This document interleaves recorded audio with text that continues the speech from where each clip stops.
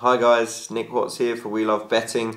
I had last weekend off, of course, for the FA Cup interlude, and was somewhat relieved that I did. In fact, I probably should have abstained from football altogether, being an Arsenal fan, maybe for the whole week, forget the weekend.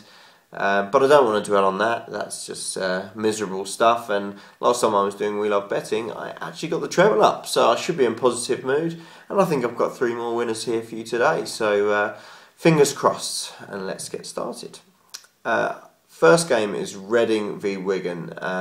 Sometimes I really have to kind of delve into the stats and really sort of look quite deeply at a game before something crystallises. Other times you just look at the coupon and a price jumps off the page. And for me, that was the case with Reading here on Thursday, where they're currently 17-10 to beat Wigan at home. Astounding price, really, when you take the FA Cup out of it.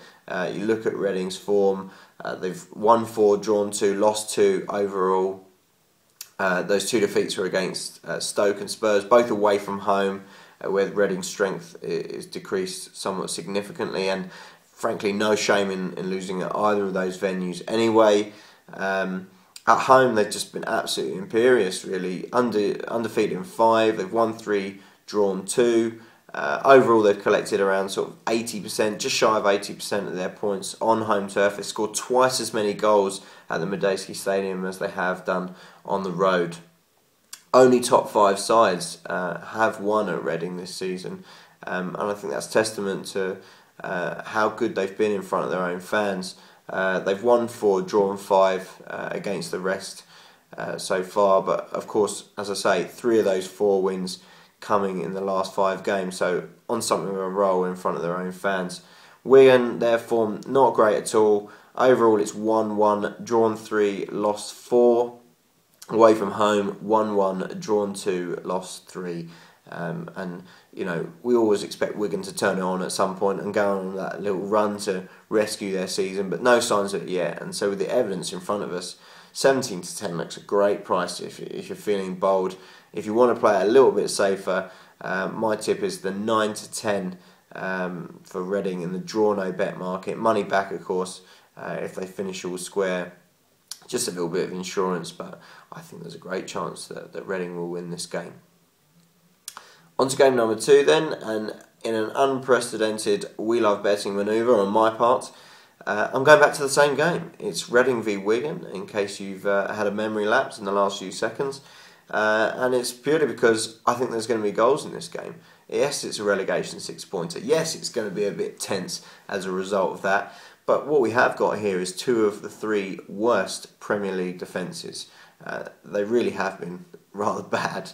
Wigan have conceded 51 goals, Reading 48 goals.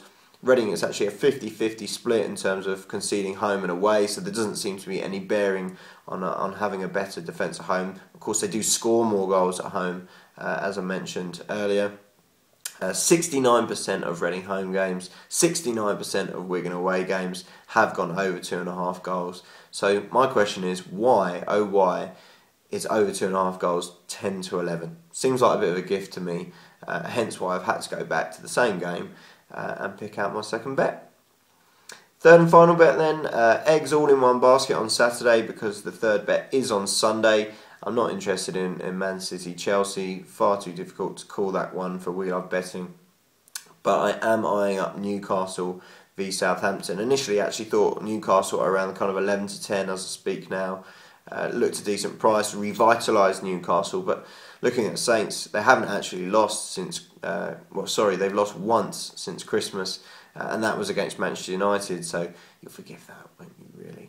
On that basis, I looked more towards goals and was surprised to find overs at 4-5. In fact, a little bit better than that on Betfair.